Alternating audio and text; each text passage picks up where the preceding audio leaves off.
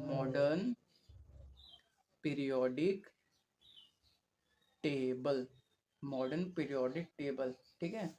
तो जो इसका पहला सबसे बड़ा क्रेडिट जाता है वो जाता है हेनरी मोस्ले को। हेनरी मोस्ले, इन्होंने 1913 में एलिमेंट्स को, ठीक है, एलिमेंट है, ठीक है, एलिमेंट के ऊपर एक्सरे मारा है, एक्सरे। ये एक्सपेरिमेंट कर रहे थे, केमिस्ट है, एक्सपेरिमेंट करना उनका काम है।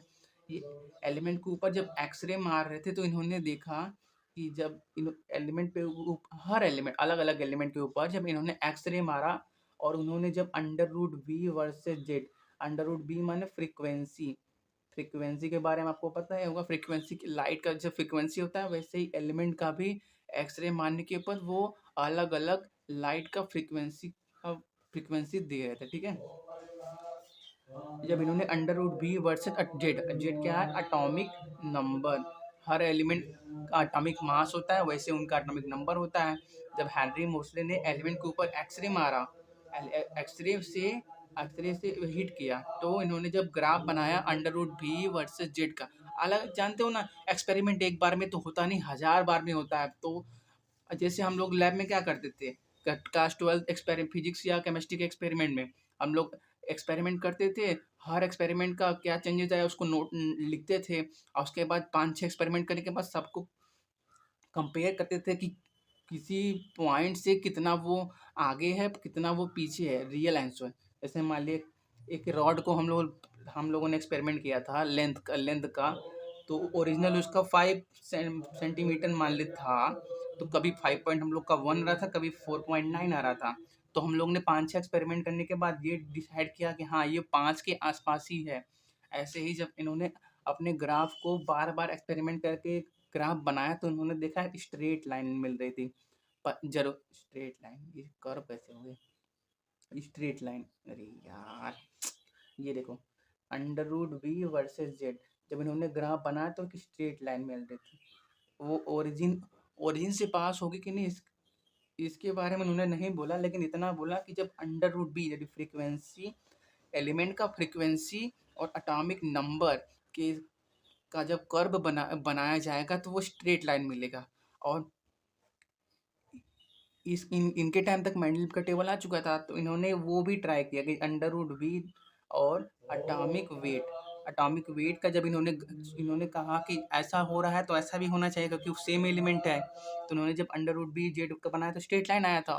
तो इन्होंने अंडर रूट बी और एटॉमिक वेट का भी बनाया ग्राफ, हर एलिमेंट का, तो वो कुछ ऐसा रहता कर्व, कोई पैटर्न ही नहीं था, कभी ऐसे आ रहा था, कभी ऐसे, कभी ऐसे, ठीक है। तब यहाँ से स्टार्ट हुआ एलिमेंट को उनके एटॉमिक नंबर से जाने जाने की प्रथा को, ठीक है। इन्होंने क्या कहा atomic number is more fundamental,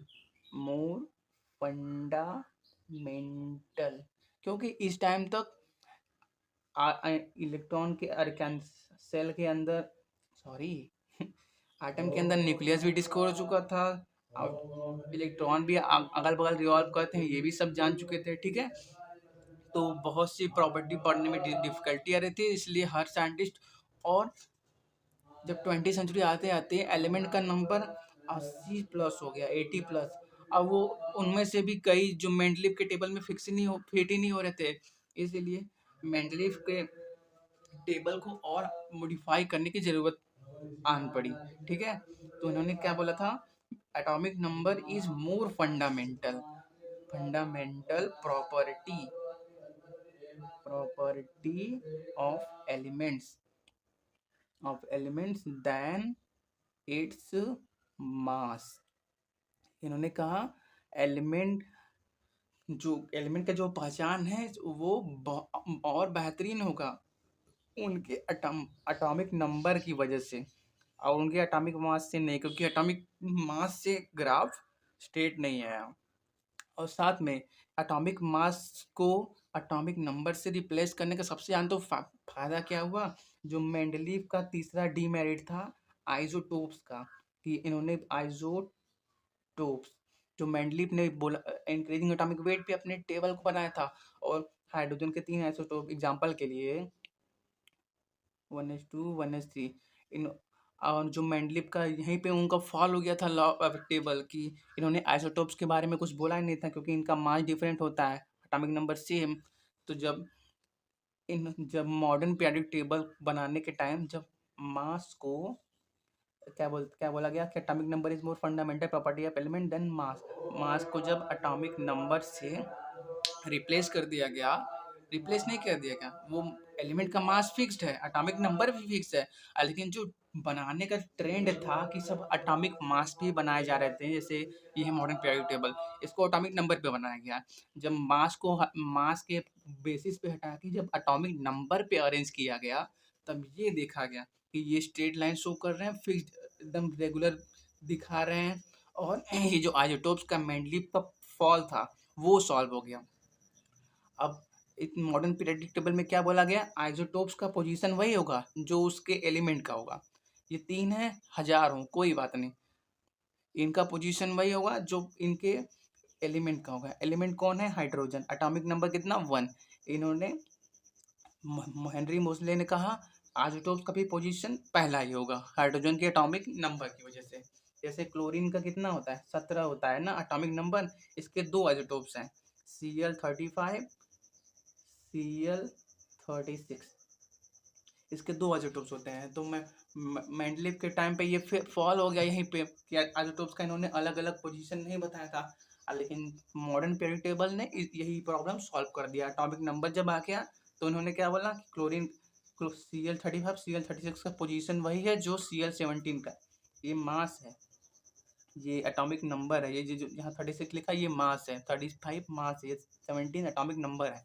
इन्होंने कहा Cl36 Cl35 जो जो 2 फॉर्म में एलिमेंट एग्जिस्ट करता है नेचर में क्लोरीन, वो उसका उन दोनों का पोजीशन वही होगा जो इस 17 कार्बन 17 का होगा। ठीक है, ये C17 के ही 2 रूप हैं, ये 2 फॉर्म में पाया जाता है। ठीक है, जैसे आपका नाम स्कूल में राम होगा तो घर पे चिंटू हुआ, ऐसे वैसे ही समझ लीजिए ना। हाँ ठीक है, देखिए नया लॉ क्यों आता है, पिछले लॉ में जो कमी रह गई उसको सॉल्व करने के लिए।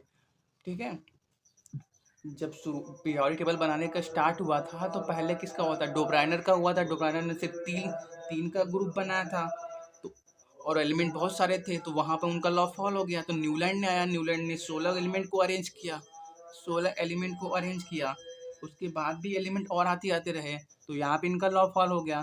तो उसके बाद मेंडलीव आए, मेंडलीव ने 63 एलिमेंट को अरेंज किया। लेकिन जब एलिमेंट बढ़ते रहे सबका तरीका सही था। अगर इन्होंने स्टार्ट नहीं किया होता तो कोई यहाँ तक पहुँचता ही नहीं। अगर इन्होंने 16 को पीरियोडिसिटी का टर्म नहीं दिया होता तो इनको पीरियोडिसिटी पता ही नहीं चलता। क्रेडिट सबको जाता है, क्योंकि ज़रूरी नहीं है कि आप पहुँचे कहाँ, ज़रूरी ये है कि आप स्टार्ट कहाँ से किए थे। देखिए 300-400 साल लग गया खाली इनको एलिमेंट को अरेंज करने में। प्रॉब्लम यही था ना, पुराने टाइम पे उतना डिस्कवरी होता था लेकिन सब उतना क्या बोलते ऑब्जर्व नहीं करते थे। और जब आ गया क्या बोलते हैं रेवोल्यूशन का टाइम आ गया ना, इंडस्ट्रियल रेवोल्यूशन 19th सेंचुरी में, जब इंडस्ट्रियल रेवोल्यूशन आया तो उस टाइम पे क्रांति आ गई ऑब्जर्व करने की। Observation is the key of क्या बोलते हैं, की ऑफ डिस्कवरी। ऑब्जर्व करो, वो की है डिस्कवरी का। तो मेंडलीव के टाइम 63 एलिमेंट थे, लेकिन जब और टाइम बीता 30-60-70 साल तो 80+ एलिमेंट डिस्कवर हो गए। तो नया नया लॉ बनाया इसलिए जाता है कि उस पुराने लॉ में जो कमी रह गई उसको सॉल्व कर दिया जाए। ठीक है, जो जो मेंडलीव के टाइम में आइसोटोप्स का कमी था कि आइसोटोप्स का इन्होंने बात नहीं किया था। जो हेनरी मोसले थे, इन्होंने जो मॉडर्न लॉ दिया इन्होंने यही यही सॉल्व करने के लिए दिया ही था। मेन उनका यही था आइसोटोप्स का सॉल्व करने के लिए। आइसोटोप्स का सॉल्व करने से बहुत सारी प्रॉब्लम सॉल्व हो गई। ठीक है, तो इन्होंने अपना एक नया लॉ दिया। इन्होंने कहा the physical and Henry Mosle का physical and chemical properties of elements, properties of elements are the periodic function functions. The physical and chemical properties of element are the periodic function of their atomic number. ठीक है, atomic numbers. जब element को increasing atomic number पे arrange किया जाएगा तो उनका physical और केमिकल प्रॉपर्टी एक पीरियोडिक ट्रेंड शो करेगा। पीरियोडिक का मतलब समझा दूंगा कि फिक्स इंटरवल के बाद पीरियोडिक माने कांस्टेंट प्रॉपर्टी में पीरियोडिक पीरियड टाइम पीरियड कोई फिक्स टाइम पीरियड पे आने के बाद, जैसे यहाँ से स्टार्ट किए फिर यहीं आने के बाद यहीं पहुँच जाएंगे, वैसे ही पीरियोडिक टेबल में कोई फिक्स इंटरवल ट्रैवल करने के बाद प्रॉपर्टी में सिमिलरिटी दिखेगी। ये सभी मेटल्स हैं, ये भी मेटल्स हैं, ऐसे ऐसे, ठीक है। कि फिजिकल और केमिकल, फिजिकल भी है केमिकल भी। केमिकल माने रिएक्शन कैसे करते हैं हाइड्रोजन के साथ, हेलोजन के साथ, ऑक्सीजन के साथ, ये सब, ठीक है। फिजिकल माने उनका मास क्या है, शेप क्या है, मेल्टिंग पॉइंट, बॉइलिंग पॉइंट, ये सब, ठीक है। ये है periodic, modern periodic law. Horizontal rows को पीरियड बोला गया, और जो वर्टिकल कॉलम्स थे उनको ग्रुप्स बोला गया। इतने सारे हैं ना, इसलिए इनको ग्रुप्स बोल रहा हूँ। मॉडर्न पीरियोडिक टेबल में 7 पीरियड होते हैं और 18 ग्रुप, ठीक है। 7 पीरियड, 1 2 3 4 7 तक लिखा हुआ है। 7 पीरियड, ग्रुप कितने, 18, 1 2 3 4 5 6 7 8 9 10 11 12 13 14 15 16 17 18, 18 ग्रुप, ठीक है। ये हो गए मेंडलीव पीरियोडिक टेबल के क्वेश्चन। अब अगर थोड़ा क्वेश्चन प्रैक्टिस कर लिया जाए। What is the basic theme of organization in the periodic table. 3 question दूंगा आपको होमवर्क के लिए, आप कमेंट कीजिएगा, ठीक है। कल लेक्चर स्टार्ट होने से पहले इनका आंसर आपको मिल जाएगा। What is the basic theme of organization in the periodic table.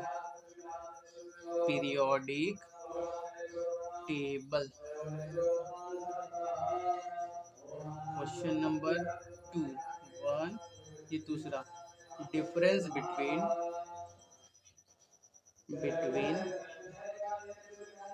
Mendeleev Mendeleev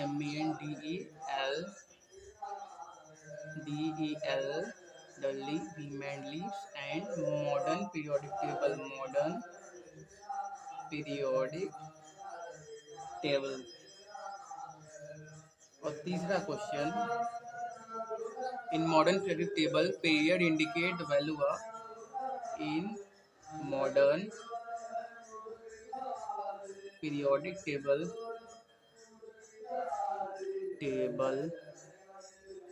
period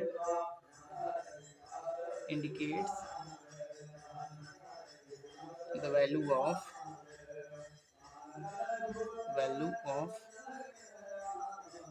question mark. ये 3 क्वेश्चन है, आप इनको सॉल्व कीजिएगा।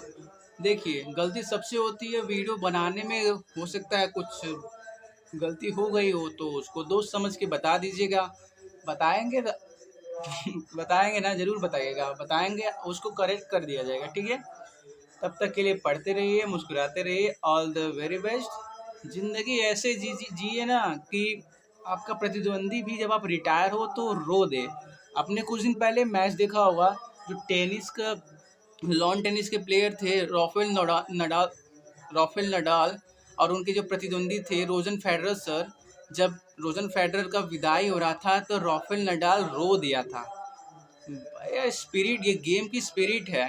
रोजर फेडरर रो रहे थे तो वो भी रो दिया था, ये देख के कि यार इस कॉम्पिटिटर की वजह से वो दोनों 20 साल तक टॉप पे रैंक होल्ड किए हैं। कि दुनिया के टॉप 5 प्लेयर में रहना बहुत बड़ी बात है, तो वो भी 1-2 साल के लिए, पूरे 20 साल के लिए, ठीक है। वो कंपटीशन इम्पोर्टेंट है। देखिए अगर आपके क्लास में कोई अच्छा है, आपके लाइफ क्या बोलते हैं, आप अगर आप बिजनेसमैन हैं, आपके बिजनेस में कोई अच्छा है तो उससे जेलस कभी मत रखिए, क्योंकि एक अच्छा कॉम्पिटिटर ही आपके अंदर वो स्पिरिट पैदा करता है कि आप भी अच्छा करें, ठीक है। बोलते हैं ना, लव योर इनेमी। जो अपने जो अपने दुश्मन को, प्यार का मतलब ये नहीं जगह, समझ रहे हो ना, वो नहीं।